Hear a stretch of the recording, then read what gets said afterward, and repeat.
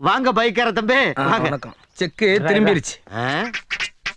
என்ன தம்பி நீங்க இத இப்படியே திருப்பி போட்டுற வேண்டியானே, இதுக்கு ஏன் பைக்க போட்டுக்கிட்டு வரீங்க? செக்கு பவுன்ஸ் ஆயிருச்சியா? பவுன்ஸ் ஆயிருச்சா? என்னப்பா சொல்ற? எங்க பவுன்ஸ் ஆச்சு? பவுன்ஸ் ஆயிருக்கு தானே ரெஃபர் பண்ணா. பேங்க்ல பணம் இல்லாம திரும்பி வந்துருச்சியா? இங்க வர்றா. எவ்வளவு பெரிய பேங்க்ல பணம் இல்லையாடா? எவ்வளவு கேவலப்படுத்துறாங்க பாரு, எவ்வளவு அசிங்கப்படுத்துறாங்க. அப்ப நீங்க பேங்க் காரங்கிட்ட தான் கேட்கணும். யோ, பேங்க்ல பணம் இருக்குது, உன் அக்கவுண்ட்ல காசு இல்லையா?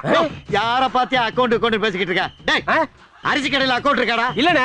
மளிகை கடையில அக்கவுண்ட் இருக்காடா? இல்லடா. டீ கடையில அக்கவுண்ட் இருக்காடா? இல்லனே. பிராந்தி கடையில அக்கவுண்ட் இருக்காடா? கேதுல அக்கவுண்ட். கேட்டியா? ஒரு டீ வாங்கினா கூட நாங்க கேஷ் கொடுத்து தான் வாங்குவோம். இப்படி இருக்கும்போது பேங்க்ல அக்கவுண்ட் வைக்கிற அளவுக்கு எங்க குடும்பம் என்ன கேவலப்பட்டு போயாடா கிடக்கு? அதானே. அப்புறம் எப்படியா செக் கொடுத்த? நல்ல கதையா இருக்க. நீ தானே கேட்ட. பேங்க்ல அக்கவுண்ட் இல்லாம உனக்கு எப்படி செக் புக் வந்துச்சுங்கற? அது சிவகாசில பிரிண்ட் ஆகி செண்பகா லாரி சர்வீஸ் வழியா வருது. அதை எடுத்து உனகிட்ட கொடுத்தேன். வேணும்னா சொல்லு, அடுத்த மாசத்துக்கு இப்பவே கொடுத்துறேன்.